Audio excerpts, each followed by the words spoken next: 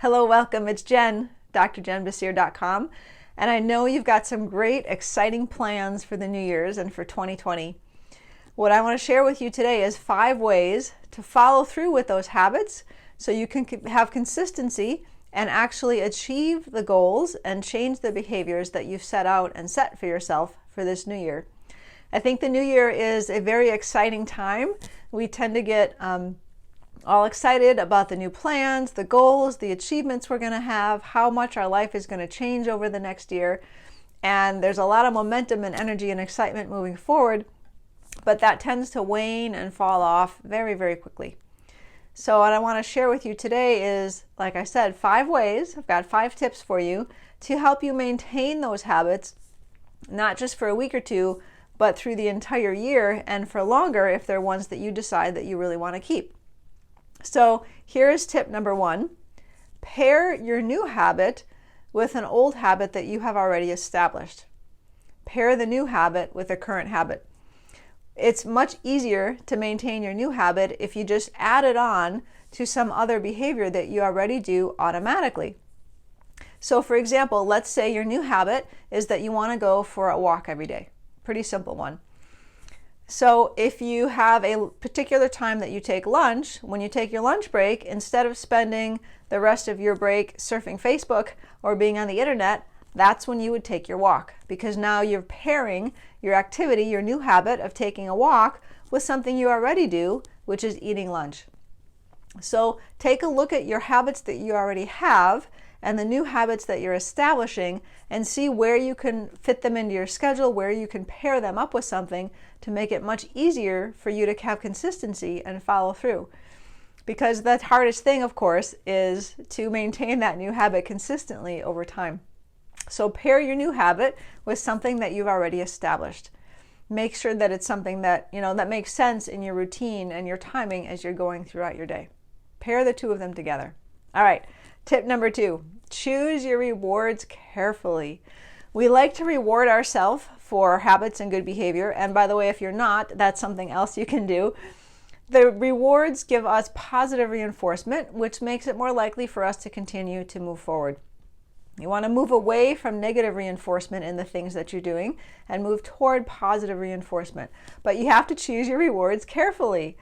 If your habit is to take a walk every day, and one of the reasons you're doing that habit is so that you can maintain a healthy weight and a healthy body, then don't reward yourself at the end of 7 days of being consistent with a piece of cake.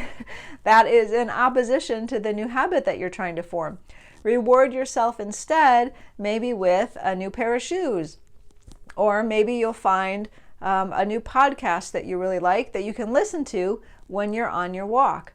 Choose your rewards so that they reinforce your new habit, not so that they negate your habit.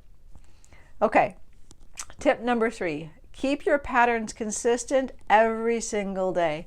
We tend to have this habit in our culture of thinking that weekends are completely different from the rest of the week, from the Monday through Friday work that we experience.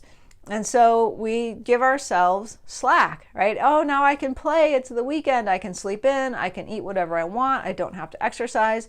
But when you do that, you just have destroyed everything that you've put all your effort into during the week to keep those habits going. Every time you get off track like that, it takes more energy and more effort to get back on track. So make sure that you are maintaining the same habits every single day of the week, not giving yourself an excuse every weekend to get off track and to do whatever you want. Along the same lines, it's really important to maintain your habits as much as you can during holidays, during vacations, any of those times, because those times will add up. And so if every time it's a holiday or every time it's a day off, every time you go on a vacation, you completely disregard all of your habits, it's very, very difficult to return to those behaviors and those patterns again once you get back from your vacation or back from your holiday. If you have kids, you know exactly what this is like when they've been off for spring break, or if they've been off for the summer and it's time to go back in the fall. It takes a lot of work to get those sleep patterns and those habits reestablished. The same is true for us as adults. So be consistent every day of the week, holidays, vacations, whatever is going on as best as you can to maintain those habits. Tip number 4, this one is this is probably the most important one in all of these 5. Know your why. Why are you doing this habit? Why is it important to you? As I was brushing my teeth this morning, I actually flossed. And I say actually because I do not have a very good flossing habit. And I bet you're like me in that regard. Why not? Well, because it's not my habit. It's what the dentist wants me to do and to have a habit for. It's not ingrained in me, and I don't have a big why for making that important. So for whatever your habits are, take some time to think about, why do you want to incorporate that habit into your life? How will you feel? What will that habit do for you? How will your life change? How will your relationships change, your business change, your work, your efforts with your clients? Whatever it is, look at that habit and really dig deep to figure out why it's so important to you to have that habit. And then keep that why in front of you wherever you keep your habit and you're tracking your habits. So if you have a sheet of paper that you're using for your tracking, where your habit is, you're probably going to want to also have your why statement written out. It doesn't have to be long. It can be really short, but have something there to remind you why you're doing this habit. That will make it so much easier for you to have that pattern be repeated day after day after day. And my last tip, tip number 5, consistency is key. Well, of course, Jen, this is how we form habits. But it's very easy for us to say, well, I don't feel like it today, so I'm not going to do it. Or I feel great today, so it's really easy to do it. That is going to happen a week into your new habit, 6 months into it, and even years into a new habit. You're going to have days that are good days and days that are bad days.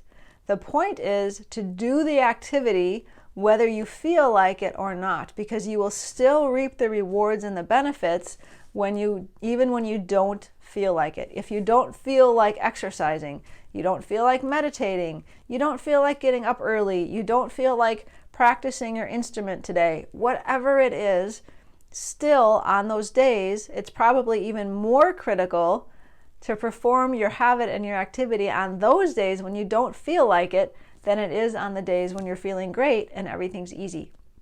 Because it's on the days when you don't feel like it and you do it anyway that you have this great sense of accomplishment, and you're really then ingraining it even more into your system.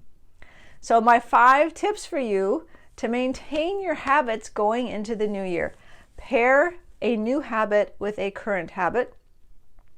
Choose your rewards carefully so that they support your new habit. Keep your patterns consistent every day, even on weekends and holidays. Know your why, and then be consistent. Do your habit whether you feel like it or not. And what I'd love to know, first of all, I'm excited that you've made it this far, but what I'd really love to know is, what habits are you incorporating into your life for the new year? What do you want to see change, and how do you want to change and improve?